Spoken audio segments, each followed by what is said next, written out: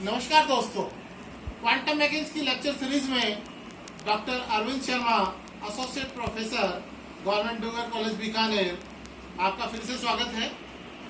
आज का जो टॉपिक है बीएससी पार्ट थर्ड ईयर का, हाइजेनबर्ग अनसर्टेनिटी प्रिंसिपल। हाइजेनबर्ग का अनिश्चितता सिद्धांत क्या है और ये किन किन राशियों के लिए लागू होता है, किन कणों और किस प्रकार के कणों के लिए लागू होता है, इन सब के बारे में हम यहाँ पे चर्चा करेंगे। हाइजेनबर्ग अनिश्चितता के सिद्धांत को समझने से पहले मैं आपको कैनोनिकल कॉन्जुगेट फिजिकल क्वांटिटीज क्या होती है, विहित संयुग्मी राशि, इसको हिंदी में लिखा जाता है विहित संयुग्मी राशि।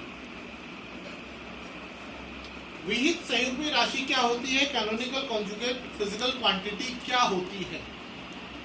यदि इसे हम समझना चाहें कि pair of physical variables describing a quantum mechanical system such that their commutator is non-zero, constant. Either of them but not both can be precisely specified at the same time.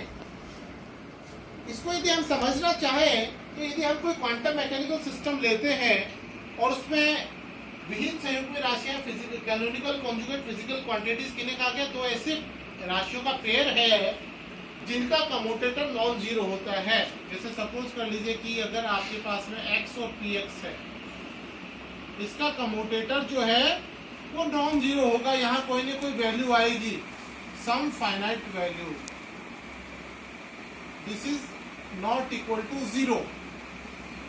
अगर इस प्रकार से होता है तो इन दोनों राशियों का एक साथ मापन संभव नहीं है, एक साथ मापन प्रिसाइजली संभव नहीं है। अर्थात यदि हम एक का मापन एक्यूरेटली करते हैं तो दूसरे का मापन में अनसर्टेनिटी बहुत अधिक हो जाती है, अनिश्चितता, अर्थात उसका मापन में जो अनसर्टेनिटी होती है, अनिश्चितता होती है, बहुत अधिक बढ़ जाती है। अर्थात हम दो जो राशियां हैं जो विहित संयुग्मी है, फिजिकली कैनोनिकली कॉन्जुगेट है, उसमें से दोनों राशियों का साइमल्टेनियसली प्रिसाइजली मेजरमेंट एट ए सेम टाइम, एक ही क्षण पर, समकालिक एक ही समय पर संभव नहीं है। अगर एक का मेजरमेंट एक्यूरेटली करते हैं तो दूसरे का मेजरमेंट की एक्यूरेसी बहुत कम हो जाती है, दूसरी की एक्यूरेसी बहुत ज्यादा करते हैं तो पहले की एक्यूरेसी बहुत कम हो जाती है। और यही अनिश्चितता का सिद्धांत जो है वो हाइजेनबर्ग ने दिया था। यहाँ पर जैसे मैंने बताया कि कौन कौन सी फिजिकल क्वांटिटीज जो हैं इस तरह की प्रॉपर्टीज रखते हैं, तो यदि हम देखना चाहें position and momentum in the same direction, एक ही दिशा में, जैसे मैंने यहां लिखा x और px, xpx, सिमिलरली ypy, एक ही दिशा में पोजीशन और मोमेंटम। अर्थात अगर पोजीशन और मोमेंटम विपरीत अलग अलग दिशाओं में है तो उनका मेजरमेंट किया जा सकता है, क्योंकि उस स्थिति में उनका कम्यूटेटर जो है वो जीरो आता है, नॉन जीरो वैल्यू नहीं होती है। उस स्थिति में उनका मापन हम प्रिसाइजली कर सकते हैं। सेकंड एग्जांपल आता है time and energy, life time और एनर्जी।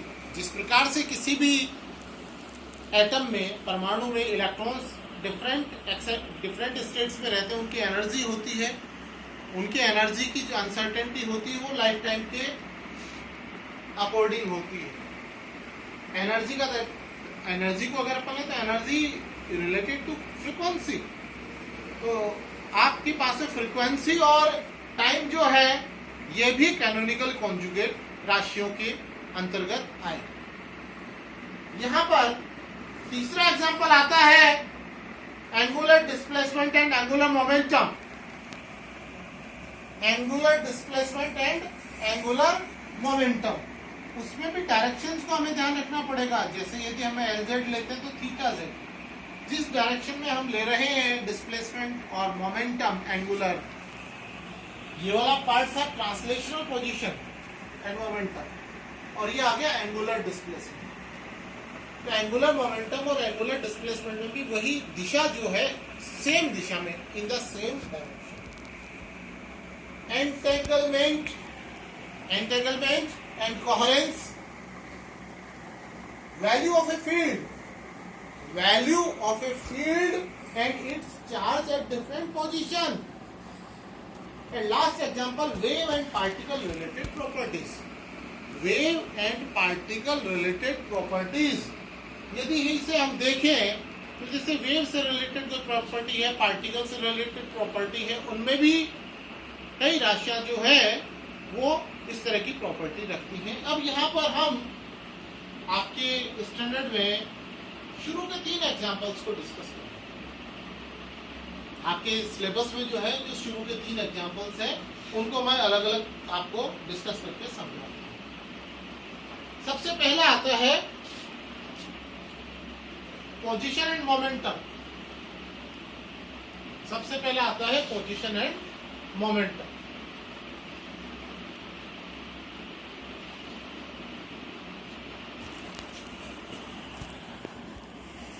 हाइजेनबर्ग सिद्धांत के अनुसार किसी भी एक क्षण पर अर्थात समकालिक समय पर किसी कण या पिंड के लिए उसकी स्थिति का मापन व संवेग का मापन एक ही दिशा में प्रिसाइजली, अर्थात अगर हम इसे देखें कि एक्यूरेटली हम मेजर नहीं कर सकते हैं, अर्थात इनके मेजरमेंट में जो अनसर्टेनिटी होगी, उनका प्रोडक्ट जो होगा वो 0 नहीं होकर 0 से अधिक होगा। अर्थात यदि हम ये यहाँ देखें डेल्टा x और डेल्टा px, इनकी अनिश्चितता जो है वो h क्रॉस अपॉन 2 से अधिक होती है, और ये न्यूमेरिकल वैल्यू होती है 5275 इंटू 10⁻⁻34 जूल सेकेंड। अर्थात अनिश्चितता का जो प्रोडक्ट है वो 0 नहीं होकर 0 से अधिक होता है। और ये ऑर्डर अगर अपन देखें क्वांटम मैकेनिकली यदि देखें तो h का मान बहुत कम होता है जो हम यहाँ पे कंसिडर कर रहे हैं, और क्लासिकली अगर हम इसको देखेंगे, अभी कंपैरिजन करें तो h का मान क्लासिकल फिजिक्स में टेंडिंग टू 0 माना जाता है। इसलिए क्लासिकल मैकेनिक्स में क्लासिकल पार्टिकल का आप पोजीशन और मोमेंटम दोनों एक ही समय पे एक्यूरेटली मेजरमेंट कर सकते हैं। इसी प्रकार से दूसरी डायरेक्शन y ले लें,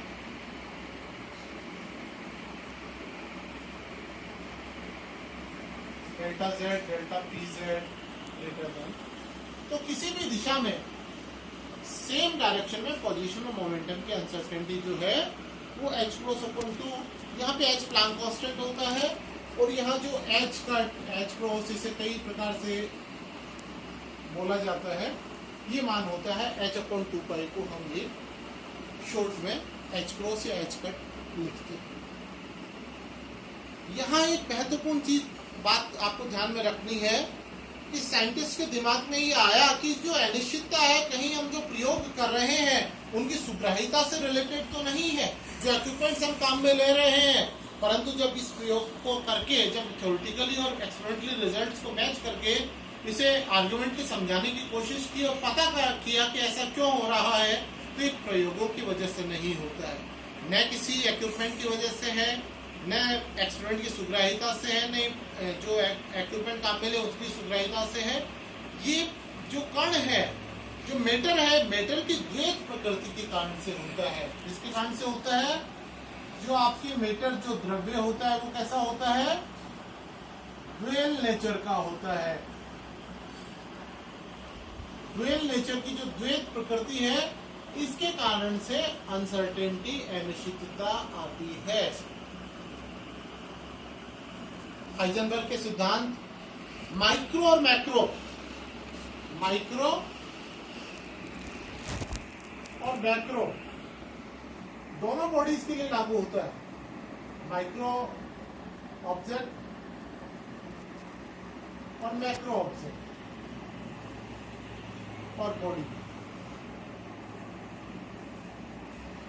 परंतु जब हम सूक्ष्म और स्थूल कण, जब हम स्थूल कण की बात करते हैं तो स्थूल कणों का द्रव्यमान बहुत अधिक होता है, उसकी साइज बड़ी होती है, मास हाई हो गया, साइज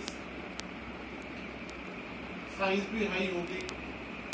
ये दोनों अधिक होने से, द्रव्यमान और आकार अधिक होने से स्थिति में और मोमेंटम अर्थात संवेग में जो अनिश्चितता है वो लगभग जीरो या लगभग नगण्य हो जाती है। इसलिए हम स्थूल कणों में हाइजेनबर्ग सिद्धांत लागू होता है, परंतु वो प्रेक्षणीय नहीं होता है, उसका मान नगण्य के लगभग बराबर आता है।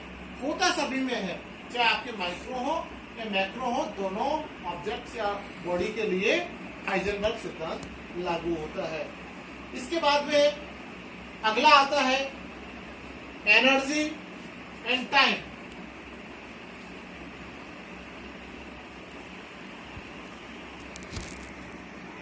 एनर्जी और टाइम अर्थात यदि हम किसी एटम की बात करें तो एटम में आपको पता है कि जो इलेक्ट्रॉन होते हैं, किसी परमाणु में इलेक्ट्रॉन अलग अलग ऊर्जा स्तरों में होते हैं और उनकी ऊर्जा अलग अलग ऊर्जा स्तरों में अलग अलग होती है। तो जो रिलेशन होता है time energy relation, delta e delta t greater than equal to h cross upon 2। ये भी h क्रॉस अपॉन 2 से अनसर्टेनिटी इसकी अधिक या बराबर हो सकती है। यहाँ एक बिंदु ये ध्यान रखना, कई बुक्स में इसमें कई बार इसको h कट ले लेते हैं, h ले लेते हैं। एग्जैक्ट जो रिलेशन होता है या जो एग्जैक्ट फॉर्मूला है वो यही है, दिस इज एग्जैक्ट रिलेशन। कई बार क्या होता है कि हमें हाइजेनबर्ग सिद्धांत से कुछ दूसरे फिजिकल क्वांटिटीज या दूसरे फिजिकल लॉज को काम में लेते हुए कुछ रिजल्ट्स निकालने होते हैं। तो उन रिजल्ट्स की कोटि के मान प्राप्त करने के लिए कई बार एग्जांपल्स में h cut h cross upon 2 तीनों में से कई बार कुछ पार्ट लेके उसको प्रूव करा हो, पर वो सिर्फ कोटि का मान प्राप्त करने के लिए, सुविधा के लिए, कुछ रिजल्ट्स को हमें मैच करने के लिए यहाँ पर समझाया हुआ होता है या दिया हुआ होता है। परंतु ये ध्यान रखें कि यहाँ पर आपके पास में ये h कट अपॉन 2 ही आता है, एग्जैक्ट रिलेशन यही होता है। टाइम एनर्जी रिलेशन में जैसे मैंने बताया, किसी परमाणु में अलग अलग ऊर्जा स्तर होते हैं। एक इलेक्ट्रॉन जो है अगर ग्राउंड स्टेट से हायर स्टेट में जाता है, यदि हम देखें ग्राउंड स्टेट है तो ग्राउंड स्टेट में किसी भी इलेक्ट्रॉन के रहने की का जो लाइफ टाइम होता है वो अनंत होता है। तो अगर डेल्टा टी इनफाइनाइट हो गया तो डेल्टा ई कितना हो गया, 0, क्योंकि दोनों का प्रोडक्ट जो है वो दोनों एक दूसरे पे निर्भर कर रहे हैं। अब यहां से अगर एक्साइटेड स्टेट में आ जाता है, एक्साइटेड स्टेट में जनरली आपको ध्यान है कि जो लाइफ टाइम होता है वो 10⁻⁻8 सेकेंड के बराबर। तो यहां से हम डेल्टा ई का मान निकाल सकते हैं। ये अगर अपन निकालना चाहें तो यहां से डेल्टा टी ये मान आप निकाल सकते हैं, इसको कैलकुलेट किया जा सकता है। तो ये फाइनाइट वैल्यू।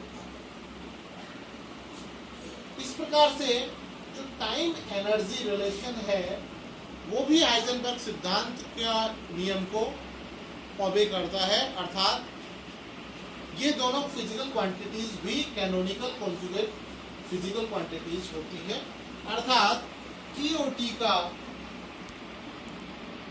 जो कम्यूटेटर है वो नॉन जीरो होता है। आखिर में जो तीसरा रिलेशन है जिसकी हमने चर्चा की थी, angular momentum and angular displacement.